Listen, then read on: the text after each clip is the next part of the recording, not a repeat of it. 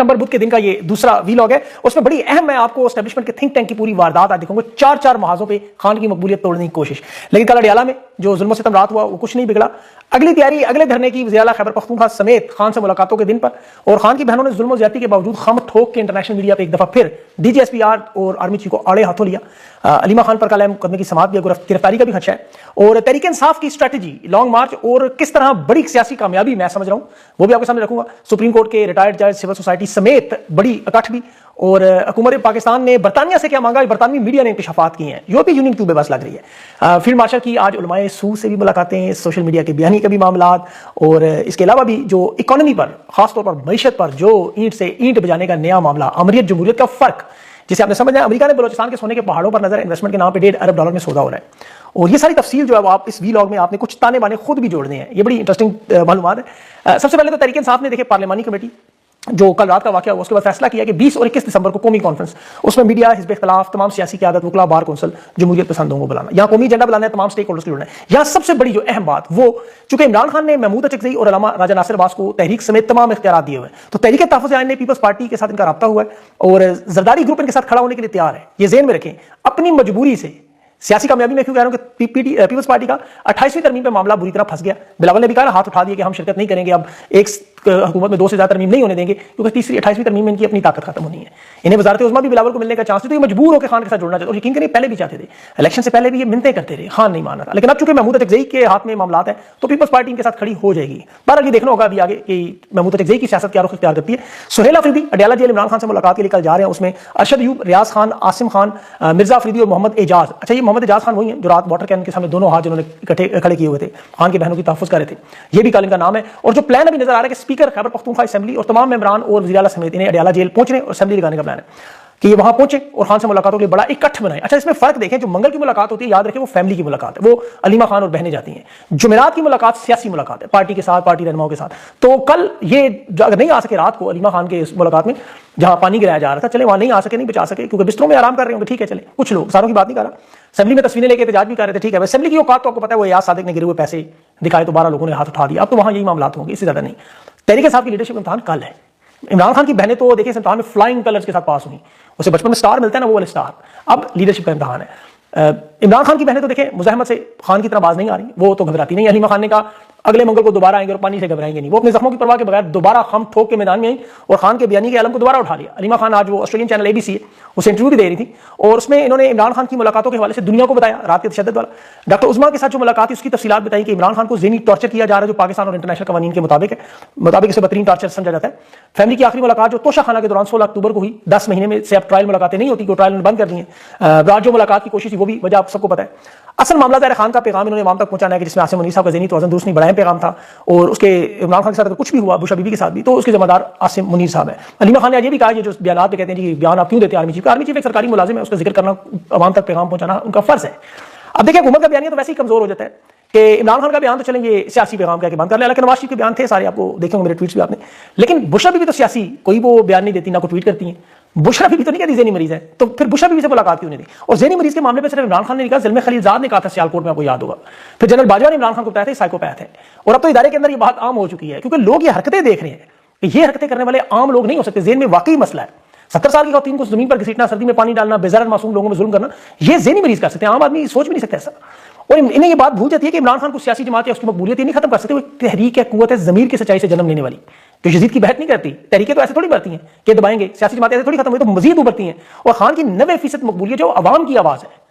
अभी देखें महमूद अचकज़ई ने कहा खान से जो डायलॉग चलेंगे वो इमरान खान की इजाजत से चलेंगे। और आवाम की आवाज़ देखने के लिए आप देख रहे हैं डोनाल्ड ट्रंप को 30 साल बाद मायामी के मेयर को शिकस्त हुई। ये बात पता नहीं ज़हनी मरीजों को क्यों नहीं समझ आ रही। अगर ये ज़हनी मरीज ना होते तो इनके इर्द गिर्द क्या ऐसे लोग होते जो मौजूद हैं। आप अंदाजा करें कि दुनिया भर में बच्चों के साथ किए गए जो जराइम है, खवातीन के साथ जराइम, इंतहाई गलीज और नफरत से देखा जाता है। उसमें मुलविस लोगों से लोग दुनिया ने अपने ममालिक से पाक करना निकालना चाहती है। बरतानवी नेशनल टीवी पर ये बयानियां बनाया जा रहा है, इंकशाफ किया जा रहा है कि पाकिस्तान वाहिद मुल्क है जो इन लोगों को लेने के लिए तैयार है। उसके बदले में क्या मांग रहे हैं 11 ममालिक से 52 अफराद। वो सहाफ़ी और यूट्यूबर पकड़वा दे जो तनकीद करते हैं। बस ये ऐसे खतरनाक और घटिया लोग हैं, अंदाजा करें कि उन लोगों को लेने के लिए तैयार है। हालांकि हुकूमत बरतानिया माजी में ना तो अल्ताफ हुसैन, ना वो बलोच रहनुमा, बल्कि मुशर्रफ ने जब दहशतगर्दी की जंग में शर्त रखी थी नवाज शरीफ की वापसी, तो उन्होंने नहीं दी। तो इन्हें पता ही नहीं हो सकता। लेकिन ये अपना जाहिर और बातिन आपके सामने खोल रहे हैं। ये सिर्फ तनकीद करने वाले लोगों को लाने के लिए पाकिस्तान, और कोई इनकी वजह नहीं। उस पर बाकायदा मोहसिन नकवी ने हुकूमत बरतानिया को दरख्वास्त जमा करवाई, डोजियर दिया है। لیکن یہ صرف ان کی غلاظت کی بات نہیں کرنی چاہیے، ان کی نااہلی اور بد کرداری بھی. یہ خاص طور پر میں تھنک ٹینک کی، ابھی آپ آگے چل کے اور بھی بتاتا ہوں.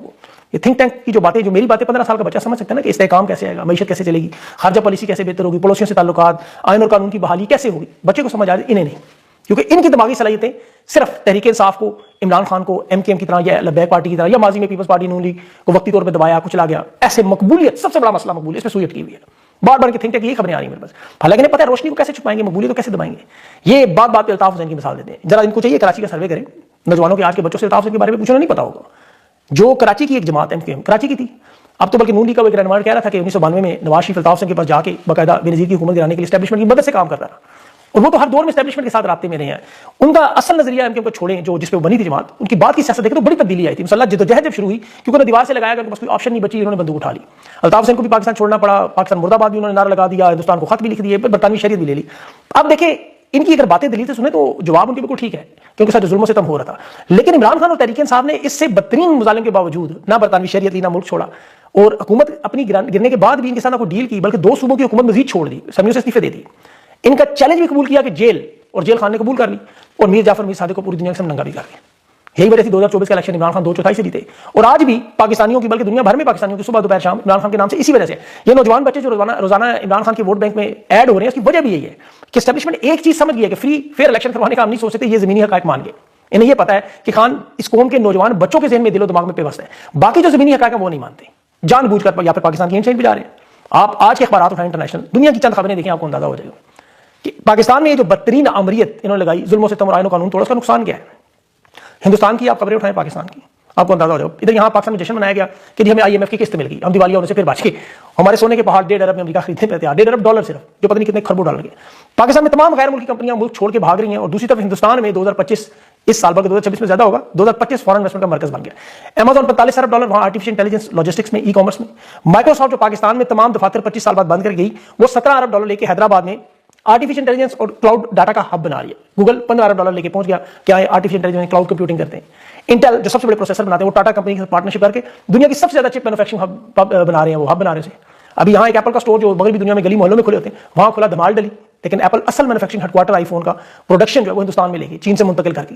اب الیکٹرک گاڑیوں کی سب سے بڑی کمپنی ٹیسلا، آپ دیکھیں وہ بھارت کو چین سے زیادہ محفوظ سمجھتے ہوئے وہاں اپنی جو فیکٹری بنا رہی ہے. سیمسنگ 3 ارب ڈالر کے سیمی کنڈکٹر بنا رہا ہے، ریسرچ اینڈ ڈیولپمنٹ کی فیکٹریاں بنا رہے ہیں. اوریکل، آئی بی ایم، یہ ساری کمپنیاں ہندوستان میں، ان کا کوئی فائنینشیل ڈیٹا کو آئی پی کیمپس کمپیوٹنگ بنا رہے ہیں. مطلب یہ سارے کے سارے ہندوستان کو ویتنام، چین اور میکسیکو کا متبادل سمجھ رہے ہیں. ڈیجیٹل اکنامک پالیسی ان کی دیکھے گا، امریکہ، جاپان، یورپ سب کا جھکاؤ بھارت کی طرف. وجہ ان کمپنیوں کو پتا ہے 5 سے 10 سال تک کوئی پالیسی یہاں نہیں بدلے گی، یہاں سویلین حکومت ہے، فوج کی سیاست میں کوئی مداخلت نہیں ہے. وزیر اعظم بدلا بھی تو معاشی پالیسی نہیں بدلے گی، کوئی ایس آئی ایف سی بنا کے ان کے اوپر دباؤ نہیں ڈالے گا، ڈکٹیشن نہیں دے گا. اور یہ یہاں ڈنڈے کے زور پر، طاقت کے زور پر معیشت چلانے کی کوشش کر رہے ہیں. اور وہ بلاول نے بھی نہیں آج کہا ہے، چاہے اسے آپ اعتراف جرم کہیں، شرمندگی کہیں، اور جو بات عمران خان کہہ رہا تھا بلاول بھی کہہ رہا ہے. عمران خان نے تو شوکت ترین کو بھیج کے سمجھایا نا کہ عدم استحکام، سیاسی عدم استحکام آیا تو معیشت نہیں بچے گی، یہ غیر ملکی ادارے مفلوج کر کے معیشت کی تباہی پھر جائے گی. وہی ہوا، ایکسپورٹ بری طرح گر رہی، مائنس میں گروتھ، کارخانے مکمل تباہ، خسارے، مہنگائی کی شرح ریکارڈ، بے روزگاری ریکارڈ، امن و امان تباہ، 60 لاکھ لوگ ملک سے باہر. ابھی جب یہ منڈیاں لگا رہے تھے سندھ ہاؤس کی، اچھل اچھل کے کہہ رہے تھے پاکستان مطلب پرانا پاکستان آ رہا ہے، آج وہ بھی مان رہے ہیں کہ معیشت ڈنڈے کے زور پہ نہیں چلی. ڈنڈے کے زور پر تاجروں کو انہوں نے ڈرایا. جواب آیا ٹیکسٹائل مل کے چیئرمین کا، ٹیکسٹائل ایسوسی ایشن کے، اس نے کہا ملک کی صنعتیں مکمل بند ہو گئی ہیں، لاکھوں ورکرز بے روزگار ہیں. تازہ ترین 90,000 ورکر براہ راست متاثر، اور یہ 90,000 کی نوکریاں آپ گھر میں 5-5 6-6 لوگ ملائیں تو تقریباً 6 لاکھ 7 لاکھ لوگ تو ویسے ہی بن جاتے ہیں. یہ خود چیئرمین ٹیکسٹائل ایسوسی ایشن کہہ رہا ہے. اور یہ بھی کہہ رہا ہے اصل نمبر تو اس سے بہت زیادہ ہے، بے روزگاری تو اس سے بہت زیادہ ہے. کاغذات میں چونکہ یہ صرف ان لوگوں کو دکھاتا ہے جو پکے ملازم ہوں یا ان کو کوئی کانٹریکٹ ہو، دیہالی دار یا وہ بیچارے ان کا تو کوئی پتہ ہی نہیں، ان کے تو والی وارث ہی کوئی نہیں. اب یہاں پہ انہوں نے اگلی چالیں اس پہ کیا جوڑی، حضرت غور سے سنیے گا ذرا. انہوں نے دیکھیں دو خبریں میں بتاتا ہوں، اس سے آپ کو اندازہ. ایک مریم نواز نے 25 سال بعد پنجاب میں بسنت واپس لانے کا اعلان کیا. دوسرا آرمی چیف شہباز گل کی علماء سو، علماء مشائخ سے ملاقات. تیسری یوٹیوبرز کے ساتھ واپسی. اور چوتھی ممبر مسجد. اب دنیا کے ہر جابر اور خوفزدہ بادشاہ کے جب اس کے مظالم، اس کی نائلی، معاشی تباہی کو چھپانے کی کوشش دیکھیں تو اس میں 3 ہتھ کنڈے ہوتے ہیں: کھیل و تفریح، دوسرا مذہب، اور تیسرا ایک مصنوعی دشمن کا پروپیگنڈا. ایک ماڈل بناتی ہے ریاست کے اندر. اٹلی میں، روم میں یہ ہوا، معاشی بحران آیا، بھوک آئی، بدعنوانی آئی، ٹیکسز لگے، عوام بغاوت کے قریب پہنچنے لگی تو بادشاہ نے کیا نکالا؟ بریڈ اینڈ سرکس، یعنی روٹی اور تماشا. عوام کو روٹی دو، تماشا دکھاؤ. یہ گلیڈیٹر فلمیں آپ نے دیکھی ہوں کہ انسانوں کو وہ جانوروں سے لڑنے والی، تاکہ عوام کو جو غصہ ہے وہ کھیل میں چلا جایا کرے، لوگ ظلم اور غربت بھول جائیں. وہ گھوڑوں کی ریسیں بھی کرواتے تھے، تھیٹر، سرکس، میوزک، یہ طرح کی تقریبات یہ روم میں ہوتی تھیں. اور اس میں وہاں تاریخدان کہتے ہیں جب بادشاہ نے گناہ چھپانے ہوتے تو عوام کو کھیل تماشے میں لگا. یہاں اسٹیبلشمنٹ نے، حکومت نے قتل و غارت، مار پیٹ، ماورائے عدالت، ہر آئین کا جائز ناجائز کام اتنا معمول کہ 25 سال یہ قاتل بسنت کہتے رہے، آج وہ رشک کمر خود پتنگ باز سجنا بننے کے تیار. موٹر سائیکلوں پر سیفٹی اینٹینا کی مہم بھی اور دوسری طرف قیام کا انتظام بھی. اب دیکھیں کہ پاکستان میں پتا ہے کہ لوگوں کو مرنے کا کوئی مسئلہ نہیں, وہ عام سی بات ہو گئی ہے. اب دوسرا کام جو بادشاہ کرتے تھے, مذہب کو استعمال کرتے تھے. یہ مقدس جو اپنے مخالفین کو کافر یا غدار قرار دینا, مذہبی پیشواؤں کو جو بڑے بڑے ان کے پاس موجود تھے اس وقت ان کے پیشواؤں کو خرید لیتے تھے, اپنے حق میں فتوے دلواتے تھے. روم میں جو بادشاہ تھا وہ خود دیوتا بن جاتا تھا. مصر میں دیکھ لیں, ایران میں, مغل بادشاہوں میں ہوتا رہا, بلکہ یورپ میں ماڈل چلتا رہا. یورپ کے بادشاہ تو چرچ سے اپنی حکومت کو مقدس دلواتے تھے. مذہب کے نام پر جنگ, ٹیکس, ظلم سب یہ جائز کرتے تھے. اور یہ معاشرے کی تباہی جب بربادی ہو جائے اسے بچانے کے لیے کرتے ہیں. 5 یا 3 خراب کی رپورٹ موجود ہے IMF کی. مصنوعی دشمن میں نے آپ کو کہا, جیسے ہمارا ہر وقت بھارت دشمن ہے اور ملک خطرے میں سوال نہیں کرنا, اس میں وہ فوجی پریڈ, طاقت کا مظاہرہ, یہ نفسیاتی دعوے ہیں سارے. ہندوستان کی جنگ کا بار بار اس لیے ذکر ہوتا ہے. فیلڈ مارشل کے آج بھی دیکھیں علماء میں جو جنگ جیت کے جی, اور ان کے بیانات وہ جہادی, فسادی, غداری, انتشاری, وہی بات ہے. علماء سامنے کون بیٹھے؟ مولانا اشرفی, راغب نعیمی صاحب, وہ چیئرمین جنوبی بنے, لبیک پارٹی دبانے والے. اب انہوں نے کام اس میں دوسرا کیا کیا, مساجد میں جو 25-25 ہزار جو تنخواہیں رکھی نا پنجاب میں, دیکھیں پنجاب میں کچھ 60 ہزار مساجد ہیں, زیادہ ہوں گی تھوڑی کم ہوگی. ان میں امام جو ہوتے ہیں 25 ہزار روپے تنخواہ کیوں دی جا رہی ہے؟ انہیں پتا ہے کہ پاکستان کے معاشرے میں مذہب کا بڑا اہم پہلو ہے.